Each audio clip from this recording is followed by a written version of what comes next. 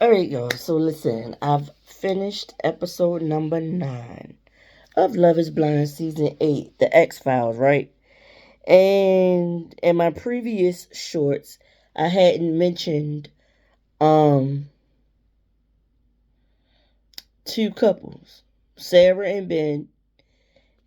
Did I mention them? No, I hadn't mentioned Sarah and Ben. I hadn't mentioned Virginia and Devin, and it was because it was I waited to this episode to see what was going to transpire and then talk about them.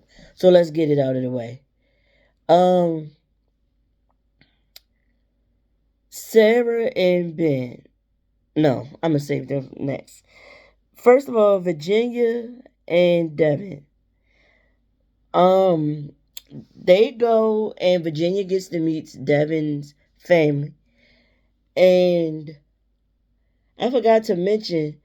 I don't know if I mentioned it earlier about that prenup. She was like she wants to do a prenup to protect everybody because even though you can be in love with somebody, if things come to an end between the two of you, a lot of times you see a side of a person, and I know this from being somebody that's divorced, even though we ain't do prenups or anything. But you see a side of like going through that, you see a side of a person that you never thought you'd see. And everything is kind of like up in the air. You don't know what you're going to get, right? And I get the reason she think it's a good idea to get a prenup.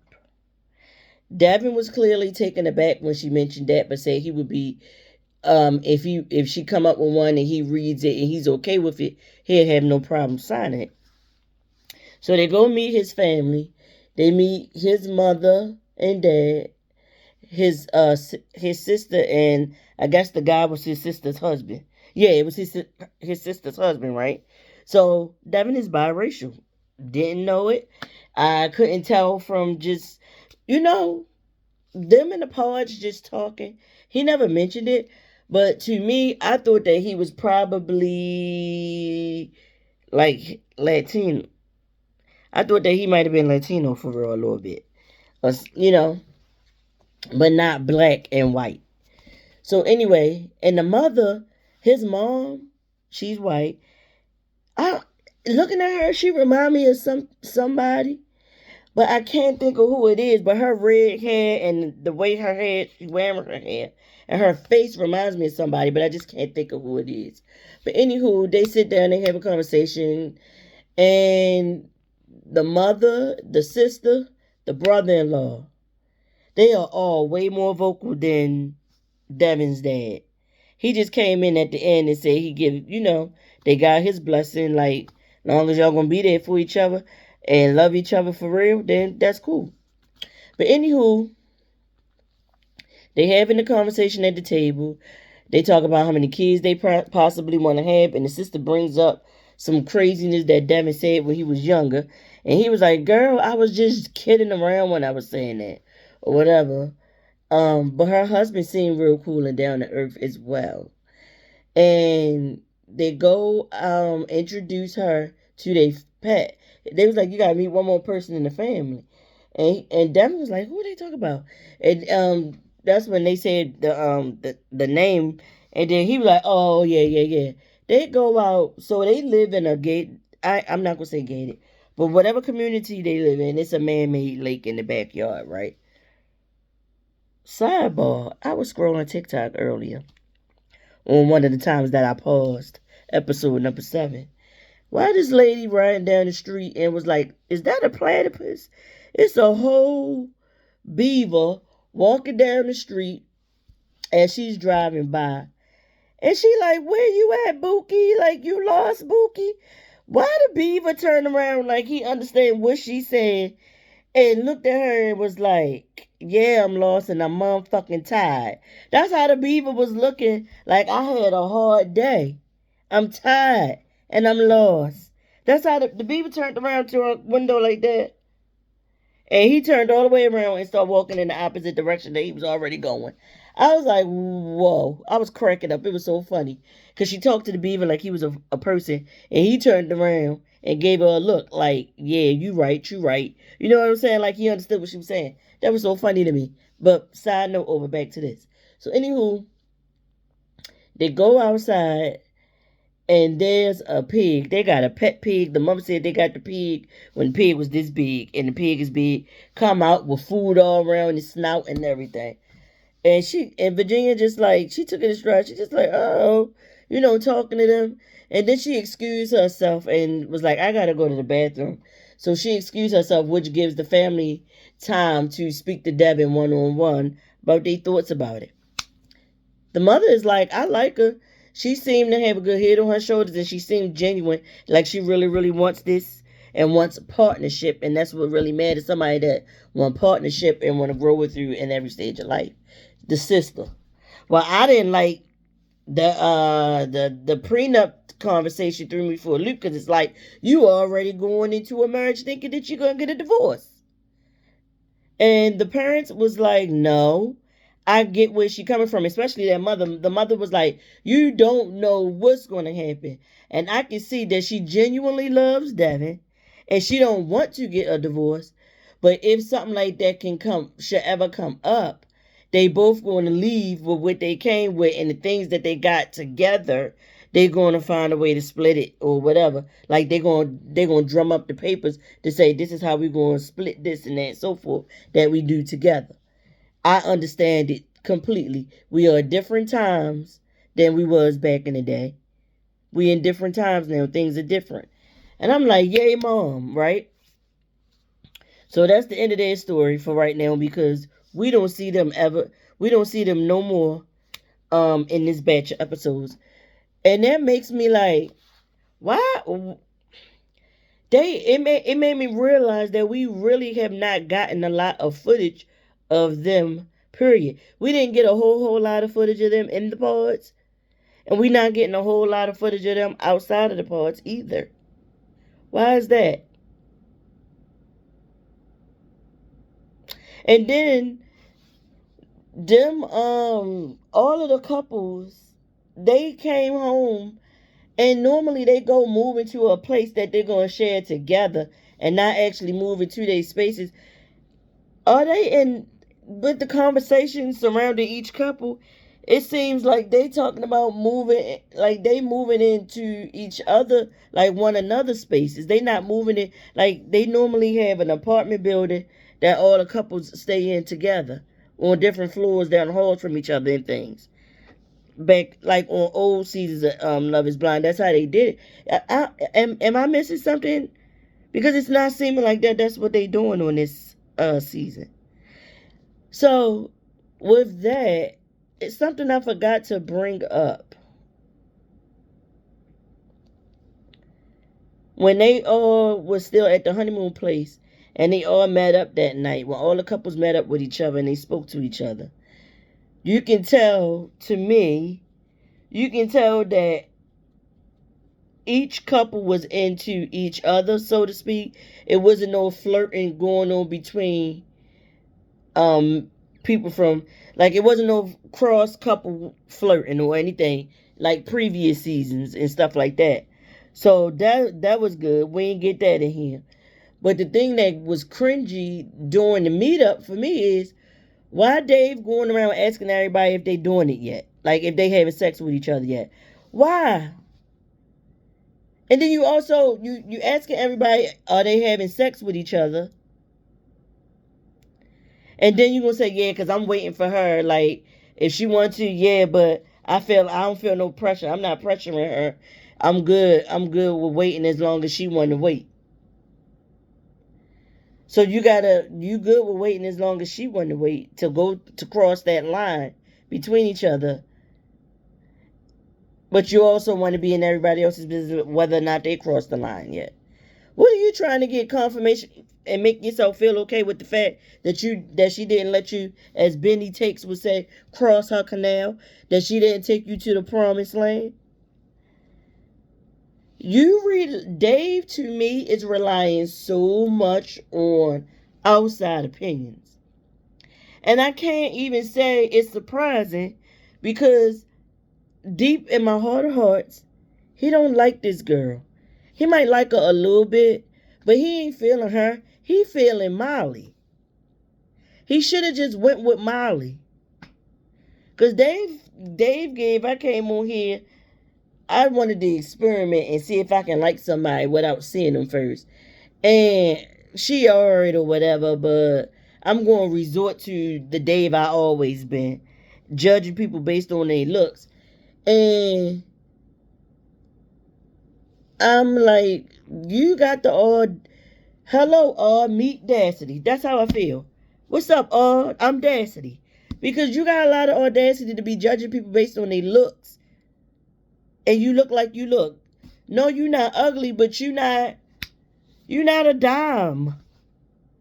You're not, what's a white boy that everybody think is fine? You're not David Beckham fine. You're not, what's another one? Like the I think the white ladies like Travis Kelce too. You're not Travis Kelce cute, fine or whatever. You none of that. So for you to have to be so hung up on looks, like what do the rest of the men in Minnesota look like? For you to be hung up on looks and thinking that you the prize. I mean, don't get me wrong. Everybody should think that they are prize, but not the way you carry it. Like you carry it like I got 6-pack. I'm a millionaire on the low. Y'all don't even know it yet. I got model looks. I'm chiseled. Like that's how you carrying yourself. And you ain't none of those things. None of those things are in the room with us. With you. And then the rest of the guys on this season, all of them to me personally, including the ones I saw in the pods like that they didn't follow their stories, nobody on here was super fine. Not none of them. Not none of the guys anyway. The women, yeah, they pretty. It's some of them a little prettier than others to me. But not to, like the men just not that like that to be looking down on a woman for looks and all those things like that. So anyway, you're gonna keep using this excuse about this guy to basically break up with Lauren because you never wanted her or wanted to be with her in the first freaking place. And let's get into it. Y'all met up with her friends, and then we see another scene where y'all at the apartment and you setting up because you got her thinking your friend's coming over, and so she can explain herself about what happened between her and this guy. She's saying it's nothing like that. Her friends told you it was not like that. The guy trying to do what he can to break y'all up, but not just blow up y'all spot, but he want to be on the show. He want to be seen, is what's being said, right? In this conversation, you tell Lauren, like y'all done went to the store, got all the things to set up to have a conversation with his friends.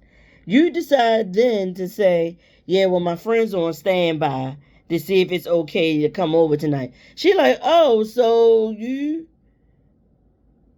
wanted to see if it was okay first? Like, I thought they was just coming. Because basically that's how he presented it to her.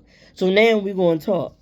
So he like, no, they gonna stay. But she was like, I'm cool because I want to get, like, y'all all have your friends, your fam, your sister. They all having these conversations about me and what I've done without me being there to stand up for myself or to speak for myself. You just taking a word. Well, my friends, they not going, lie to me. And he basically brings up the fact that the guy, she was like, one of her friends did say, listen, you flirting with somebody the night before, like going out to a bar, flirting with somebody the night before is equivalent to what she had with this guy for 2 months. It's the same thing. That's how the friend tried to stick up for her by saying that. And so she brought it up again in this conversation. Lauren, that is. And he was like, no, you cannot compare it to, you can't compare you hooking up with this guy for 2 months. And he's saying, he was like, he said something about being on the friend was on a ski trip or something with the guy. And the guy was saying that they had hooked up the weekend before she left to go on the show Love is Blind to film the show. So she like, it was never a serious relationship. So now she's admitting that it was a friends with benefits situation with this guy for 2 months. And he keep talking about, I can't wrap my head around. I can't wrap my head around. And then at this point, that's when he decides, no, I don't think it's cool for my friends to come over here tonight. I think me and you should continue to talk and iron this out. So I want to yell through the screen. I wish we could have seen this before it all transpired and they put it and edited the show for us to look at it. Because Lauren needs somebody in her ear telling her, stand up. Stand up, Lauren. You sitting here, keep pleading with this man. Basically, he all but telling you he don't want it no more. You saying, let's not give up on it. He done told you, you let it be known that he ain't stayed with you in that apartment all week. He says because he needed time to figure it out. I'm not sure how much time has transpired between y'all getting your phones back and to this day. And the fact that, and the time between y'all get your phones back, him meeting your friends, and to now, to this day when y'all having this conversation. Because she said he been gone all week long. She like, I cried myself to sleep. Like I cried for like a good hour last night because you was not here. And you said you need time. You still trying to figure it out. She like, what is it going to take for you to trust me and trust what I'm saying to you? Baby, Lauren, I'm going to hold your hand. There could never be, you're never going to get the trust you need from somebody that don't want to be with you in the first place. He came into the proposal 1 foot in, 1 foot out. I don't know if he didn't know whether or not, Molly told him she didn't have another connection. So therefore, I know he ain't just proposed just so he could get to see you and possibly see Molly at the honeymoon. But maybe he did it so I want to go to the honeymoon. I want to go on a trip. And I want to be a part of this whole show for the whole season. And then at the end, possibly meet Molly at the reunion. Or not necessarily at the reunion, when they all come home and they all get together with the same people they was in the pods with. Because you know how they always got to have all that meet up with the people that they had other connections with and stuff. Is that what you was doing, Dave? Because you knew when you proposed to this girl that she wasn't for you. And then we see clips of what's going to come up on the next few episodes. We see you and her go out and go somewhere and talk to somebody or something. And you still bringing it up. The difference in her and you is she been put on Front Street about having a friends with benefits situation. How do we know that you didn't have the same thing before you left? How do we know you ain't put somebody's head between the nightstand and the headboard the night before you left to come and film this show? For you to be judging this lady like this. But like I said, it's all because you already got in your mind that you don't want this lady and you just needed an excuse and this is the one and you dragging it out. All right, I'm over them. Oh yeah, and in the previews we see him have a conversation. He gonna have a conversation with Molly as well. All right. So Sarah and Ben. Sarah is the one that said that she fight for human rights. She was all like asking Ben how he feel about Black Lives Matter. He said he never thought about it one way or another. He don't think about those things. Basically, I bury my head in the sand when it comes to those things and those kinds of conversations. I don't approach them. I don't even talk about it.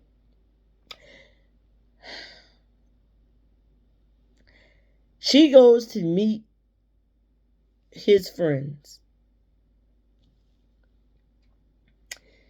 And one of the friends look like she's like Asian, mixed with Asian and white. Then there's one white girl. Then it's a guy. The guy looked like, it's two guys. It's one guy, he looked like he like Latin mixed with white. white passing Latin person. That's what he looks like. Got the little tattoo coming down. And he reminds me of Guy Fieri's son, Hunter, that hosts Tournament of Champions. But anywho, the white friend is a guy. He looks like a plumper version of the guy who used to play David on Roseanne back in the day. I don't know what his real life name is. But anywho, they talking about how much Ben is a good person, and the girl was saying how much like church is real important to Ben. Ben don't like to miss mass. We know that Sarah don't be going to church like that. Um, and he said something about he don't call it being spiritual or religion. He calls it being somebody that has faith. And one of the friends talked about how, he was her she said DD, but designated driver. She was out drinking. He had, he was going to drive her home. And then on the drive home, she had asked him, was he going to want to go and do something the next day? And he was like, no, I got church. And she was basically using it as a selling point, like he really into his faith, and they had like a really good conversation, but he don't push his faith off on other people. That's cool. But my whole thing about you, Sarah, is you asked him about Black Lives Matter in that pod. Was you using that cause to get more eyes on you and make sure your story got shown and told on this show? Because you didn't bring up that at all when you met with his friends. You brought up that your sister is gay and that you fight for human rights on behalf of your sister. And then one of the friends, the girl, the white girl said, "Oh yeah, I got a girlfriend too." And the other friend with the dark hair, she was just like, "Okay, way to drop the gay." And the friend was like, "That was not it. I'm just saying I got a girlfriend too, so I know where your sister is, or basically, or whatever, to make Sarah feel okay." But my whole thing is like, I feel like Sarah used that whole Black Lives Matter thing as a something to get, you know what I mean, like ooh type thing. Because otherwise, this season is boring as f. Boring AF. I'm going on and on about certain people and certain things, but the season is very, very boring. Very vanilla. So we get to them two have their little meetup. And I'm just gonna finish them out right here. But by the end of episode 9, she calls Ben over to look at something she's seen on her phone. So apparently some girl that Ben, something happened with the girl. She on there crying and making a video. She ain't put his picture up. She ain't say his name. But she talking about people going on there on the show to find love, and they did people dirty in real life or whatever they saying. And obviously producers got to Sarah and told Sarah to look at this video and to bring it up to Ben in front of the cameras and all that kind of stuff. Because otherwise, why would she immediately think that the girl's referring to Ben? So Ben sit down. She like, let's watch it together. So they watch it together, and she questions him about it, and he was like, yeah, she definitely talk about me, but the thing is, I don't understand why, because it was never nothing that serious between me and her. We never hooked up or anything. So she questions him some more, and then it comes out, well, yeah, we matched on Tinder. Well, yeah, we went out to a few bars, we hung out, and then I ghosted her. Well, yeah, I did take her home from the bars one night. And she said, did y'all hook up? And he gonna hurry up and say, no, but we kissed.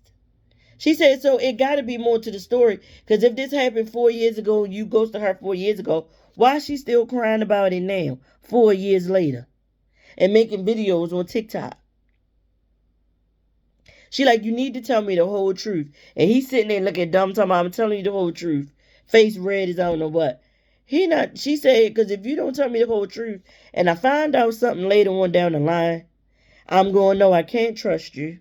And basically, this whole thing going to be over. And he like, it goes off with him saying, you can trust me. I'm telling you the whole truth. I don't think he telling you the whole truth, Sarah. But Ben been a walking red flag, because if you was true to your word about wanting somebody who cares about not just LGBTQ rights because of your sister, but who really cares about Black Lives Matter and everybody getting equal, like equity and equality in all things, you wouldn't have said yes to his proposal, no way. Because if those things were so important to you, and he telling you he buried his head in the sand about those things, you can't make it work. Y'all unequally yoked. You're not aligned. And there are going to be some things that you're not aligned on in relationships. But matters like this, I don't think those are things that you can grow past. You know, if especially something about caring about people having equality and basic human rights. You know what I mean? Like, you can't ignore that somebody don't care about somebody else having human rights, equal rights and things. But that's just me. Golly, I'm 26 minutes in already. Anywho, something else. So I finally figured her name out. Joey, or Surfer Berge, he gets to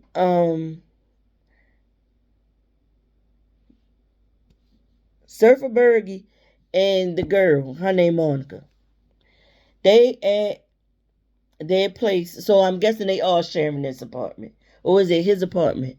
Well, anyway, he got some laundry in the basket. She takes it, dumps all of it on the floor. It's clean laundry that's about to get folded. She dumps it on the floor, and he immediately hurry up and pick it up and put it back in the laundry basket. Okay. Clutter bothers him, and you can tell by this.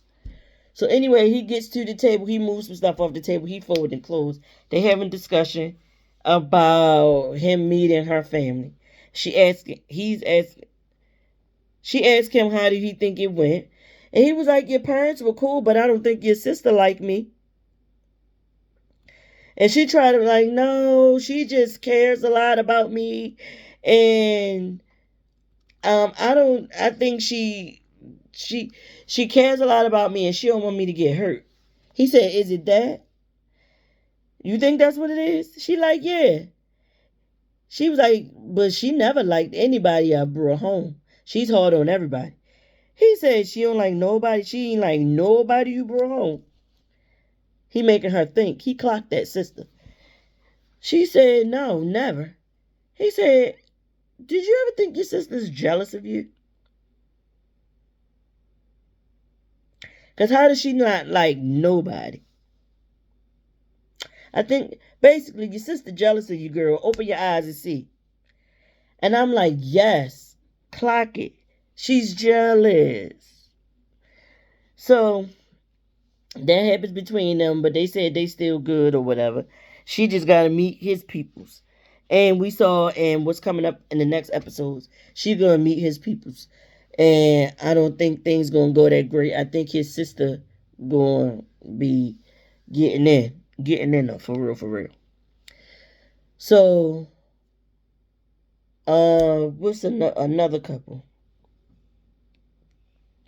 What's their names? Laura. Daniel and Daniel and Taylor. Daniel and Taylor show up at her parents' house.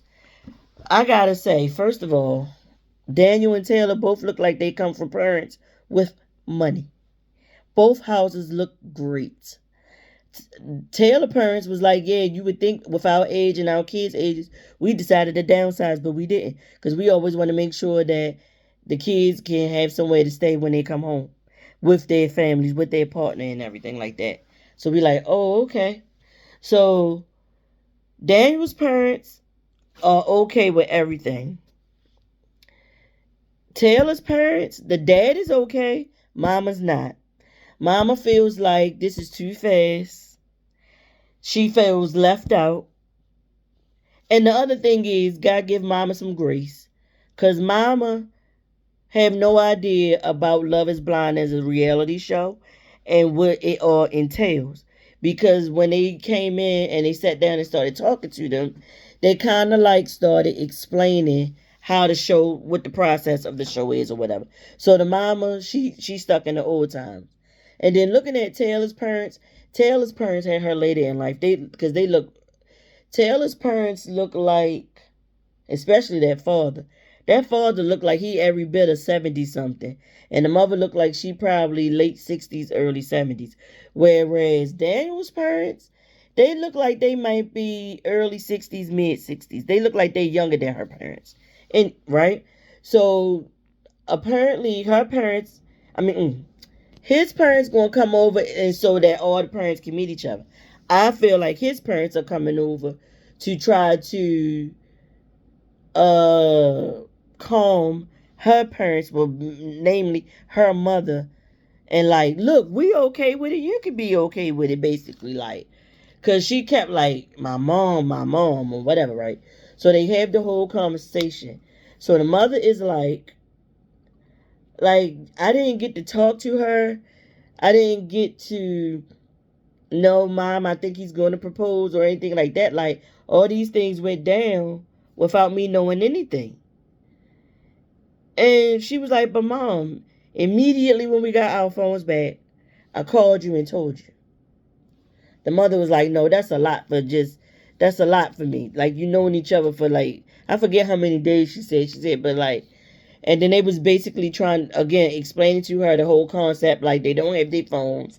They basically don't have TV or anything. They don't have no distractions. All they are doing is sitting in pods for hours at a time talking to somebody. And because of the way the show is set up, the process is set up, they talking for hours on end and they delving into the for real stuff, the deeper stuff, faster than you would traditionally in the real world, moving through navigating relationships and meeting somebody. So Daniel's parents show up. They come in, they sit down, they introduce themselves. So they get to talking, and I love, like, I'm gonna tell y'all right now, these white people probably don't give a fuck about me, in my opinion. They probably don't even care about black people, period. But I dig so much. I dig Daniel's parents, and I dig Taylor's father, because Daniel's mother nipped it in the bud. Well, when Taylor's mother said something about how do they feel about this whole thing about them getting engaged so fast and all that kind of stuff, Daniel's mother said, listen, we've raised them, and they are children, but they are our adult children, and they got to make decisions for themselves. And all we can do is be there and support them in those decisions. Basically, lady, at some time you gotta fucking let go and let your daughter be an adult. And I was like, yes, yes, at the screen, because yes, ma'am, let go, let go. Like, you raised your daughter to be a certain way, and you gotta let the reins go. I forget how old Taylor is, but man, let go. She ain't gotta run every little thing she gonna do but be by you before she do it. That's not adulting. That's playing dress up as an adult. I want to do this. Let me ask my mother first. Oh my, do you think I should? Or whatever. Like, no, you gotta do some things on your own accord. And you as the mama, you just be there to pick up the pieces if she should fall, and help her dust herself off and get back out there again. That's what you there for at this point. And I know it can be hard. I'm not a mother, but I know it can be hard. I watch my mom go through things with us, you know? But after this conversation, and they talked about blending the families, and basically, I don't know if it was Daniel's father or mother who said, well, just look at this. Y'all got 50 years of marriage, and we soon to have 35 or 34 years of marriage this summer. Between the four of us and our experiences, we can definitely be there to support them and help them through this, through a marriage. We got plenty wisdom to give to them and help them have a successful marriage. That's what they said to her. And then she started singing a different tune after that or whatever, right? So then his parents leave, or they somewhere else, and Taylor is with them, because he goes and he sits at a table with Taylor's parents, Daniel that is. And he was like, now I didn't get to do this because of how the show was set up, but I really want to ask you guys for your daughter's hand in marriage. I want to see if it's okay by you guys that we get married. And they were like, the father, he crying. His face beat red. He emotional. He was like, I just want my daughter to be happy, and I think you were a good guy for my daughter. And the mother is like, yes, you have our blessing. Yes, we think that you're a good person and everything. And we would love for you to marry our daughter and make our daughter happy. And I'm like, yes. But it took his mother to say what she said to her mother, I think, to get her on one accord. Or maybe it was the producers and stuff of the show. Like, or the mother maybe just like, I don't want to further try to draw a line between my daughter, because she obviously wants to be with this guy and all that kind of stuff. So let me just go here, acquiesce, and say yes, even if I still got my reservations. Maybe that was it. I don't know. But so far, my favorite set of parents is Daniel's parents. And it's shocking to me because that whole thing about, like I said, I saw other people's take after I already watched and recorded what I wanted to say about those first 6 episodes. I started watching other people's viewpoints and videos, and a lot of people were saying that they think that Daniel was lying and that he did know what she looked like. And somebody else even mentioned it on when they was on a little honeymoon. Somebody from one of the other couples was like, yeah, it was a girl. Maybe it was Lauren. And was like, yeah, she said that you guys almost didn't make it here because she said that you liked her on Facebook and Instagram, and you knew what she looked like while we was in the pods. And somebody else that I was looking at was saying, because y'all listen, them first 6 episodes, I have some crochet projects I was trying to finish, so I was like playing the show as background noise while I was crocheting and working my job, my regular job. So it was like some stuff I was like leaned into and some stuff I was not. And so I don't remember the questions. They said that he was basically telling on himself because he was saying something like he remember Instagram names and all and put them with faces and stuff like that. And he was like, and the stuff that she was into, he was bringing that stuff up like he had already knew everything about her, and then came on this show and chose her, and that is very, very creepy. But I don't know. What y'all think? What y'all think? I don't know. Because I was honestly, when she had that sit down with him and she looked at that phone and the episode was cut off at that point when she was getting ready to get that phone and look at it. Honestly, when she first asked him that, because we didn't see, the producer didn't bring the phone over until episode 7. So when we was looking at that, I was just like, oh, wow, this about to be over. Like, she ain't going to want to date him or, like, get to know him and decide whether or not she want to get married. So I don't know. But who knows? We're going to see. We're going to see what it's giving. It's looking like we're going to get more weddings this season than we've had in the past couple seasons of Love is Blind. That don't necessarily guarantee yeses at the altar, though. And another thing is, it was Ben. That was not a good color green for you. And why would you choose that shade of green as it was giving Easter. It was very much giving Easter, that suit that you had on in them previews for the upcoming episodes, for the wedding episodes. Why you wore that, Ben? Why you wore that? Why you picked that one? Who told you that looked good? Oh, and something else I wanted to mention before I get off here. When Ben Homegirl said because we know our friend good looking, and when y'all came walking in, because we was like, oh, like what's she gonna look like? And we saw y'all walking together. I was just like, ooh, now that's a good looking couple. It's good looking in the room with us. Cause no funny ish. To me, Sarah is a nice looking girl. I give it to her. She nice looking, but she ain't a 20.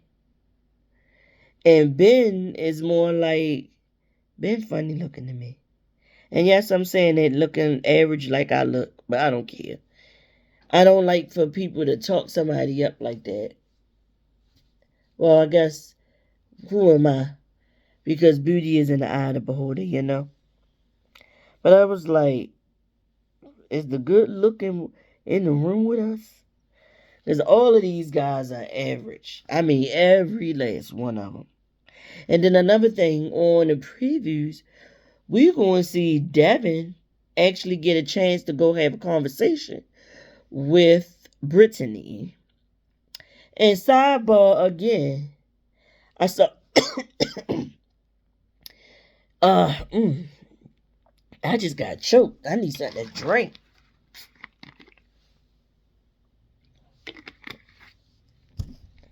Wet my throat. Ooh. Yeah, that might have did it. What I was gonna say is I was on TikTok, scrolling TikTok. Was that yesterday or today? Might have been earlier today when I took a break from watching episode. Like, when I tell y'all I paused episode 7 5 different times, it took me some hours to get through episode 7. Hours. It's not going to look like it with these videos, but it took me hours to get through episode 7. But anywho, what's her name? Ricky? She do these Love is Blind reviews on TikTok. And then last season of Love is Blind with Ashley and Tyler, or Lala, that was a time, wasn't it? And the fact that she now divorcing him. Girl, but you were standing 10 toes at the reunion and all that.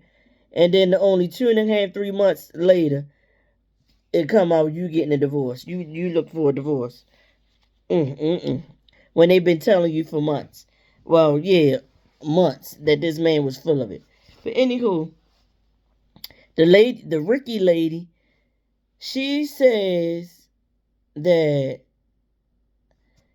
Brittany had a connection with somebody else, and that she actually got engaged to another guy that they showed in the pods, but they never showed his story. And apparently they ain't showed none of his stuff because he was saying some problematic stuff in them pods. So they just scrapped everything about him and his story. Brittany got engaged with him. They chose not to go to Honduras and instead go back home and figure out if they want to make this a permanent thing and really be with each other. And then she found out this guy's African.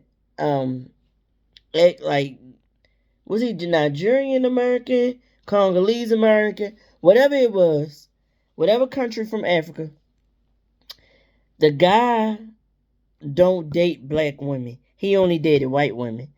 And apparently Brittany found out about it and questioned him about it and didn't get the answers she was looking for, so she broke that engagement, rightfully so.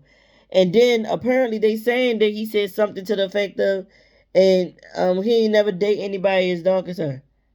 So like if he did date a black woman, they was all light skins. Wow. So you colorist.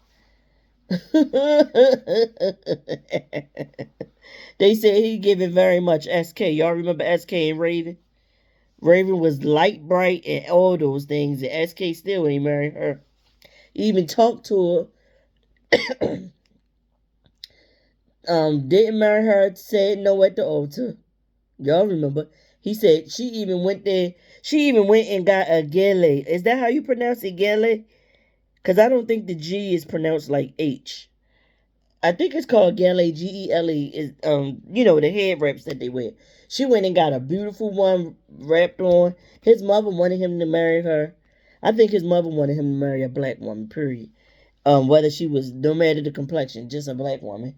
And I mean, Raven was partially black, you know, but it came out, you know, that he had been entertaining a bunch of white women, going on trips, and he up there supposed to be out in California in grad school, and he out there going with women, and while Raven staying wherever they were staying, Texas or whatever, thinking that he being faithful, and he really wasn't.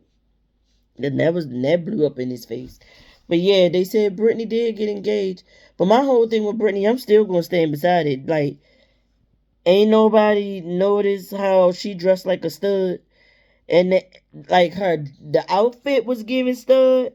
The way she was sitting in that chair with her legs open wide like this was giving stud. When she was telling Devin basically that she ain't want to go move forward with him.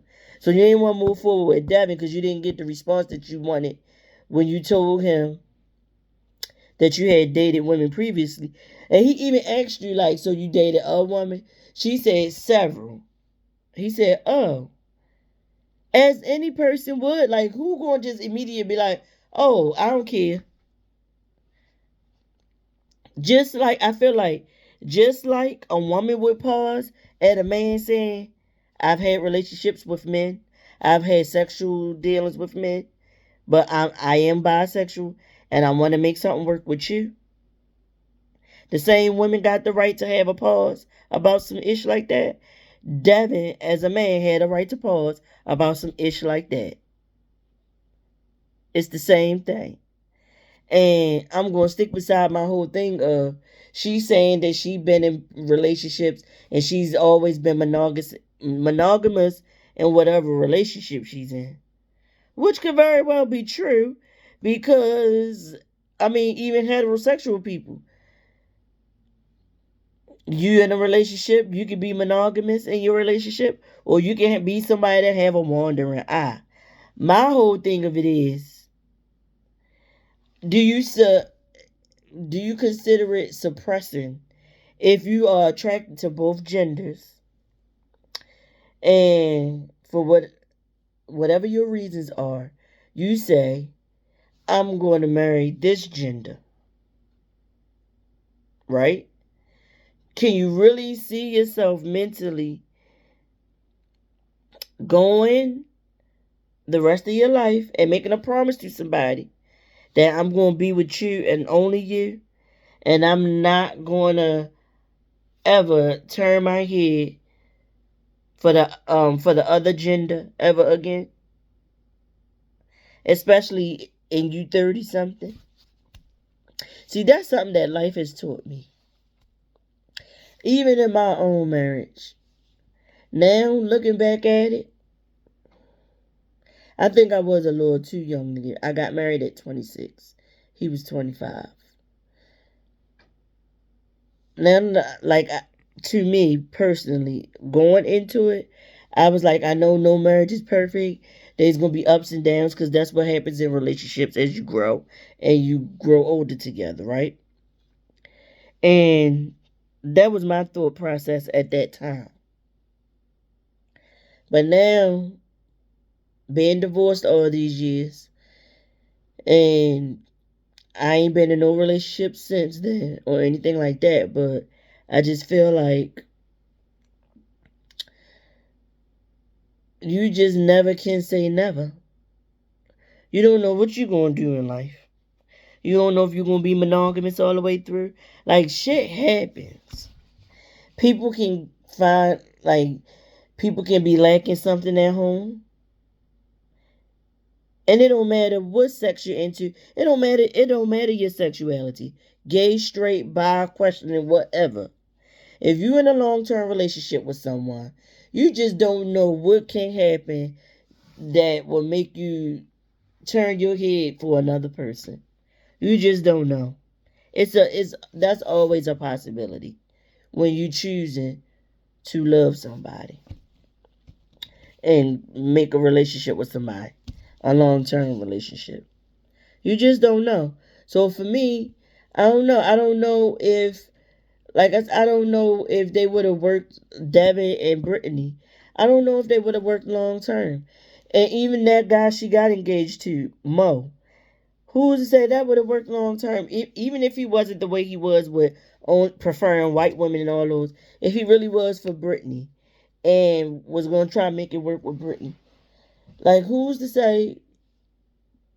Who's to say that, Brittany was not going to eventually be like, dang, I miss the touch of a woman, and maybe try to talk to Devin or Mo if she ended up with either of them, and trying to get them to want to say like, let's do something with a woman, because I'm thinking she potentially could have did that at some point, the same way these men be trying to get women to do it.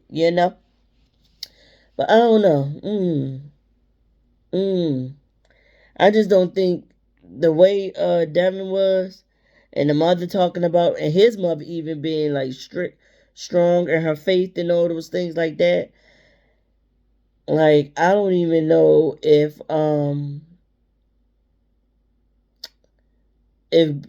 things would have worked out with Brittany and Devin long term either, because Devin got a strong sense of faith as well, and he gives. I'm going, basically like Brittany. I'm going to do what I can do to make me happy, but also make my mother happy, appease my mom too, and that's what Brittany is giving. I feel like Brittany. I really, and I said this in Benny's takes comments on because she just reviewed like episodes 3 through 6 or whatever, and I said that to her, like, I think Brittany, this right here was Brittany's coming out to her family. That's what I believe.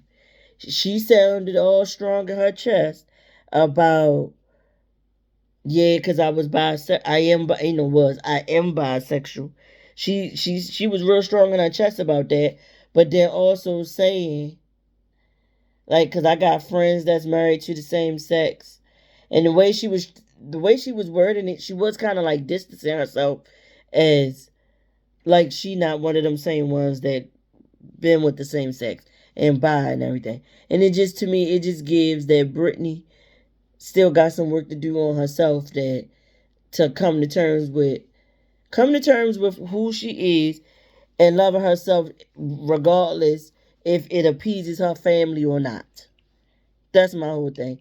And I just want her to love herself and who she is enough to make the right choice for her. Cause I'm not sure if marrying a man is what she always envisioned, or is it what she know her mother always envisioned, and that is clogging her and making her feel like that's her own feelings when it's actually her mother's feelings, and her family and whoever else is super religious in her family that don't get the whole LGBTQIA thing. Y'all get what I'm saying? I hope y'all do. I've been talking for like a whole hour at this point almost. It's 53 minutes in. And with that, I'm just going to let it go. Um, I like coming on here talking about these shows and stuff like that and giving my opinion, even though I'm not getting that many watches and definitely not getting any likes or interaction from y'all on this. Maybe one day it'll pick up and people will start watching and listening to my 2 cents on these reality shows and what they got going on there. But I'll see y'all next time. That's all I got for this week of Love is Blind. I hope y'all enjoyed this talk and me rambling on. If you made it to this point and you got some opinions that you want to share with me, go on right ahead. I'm open to listening to your opinions. If y'all say something ignorant, it ain't hard to like delete. But I don't think I'm gonna get that many any day one way, because I don't know.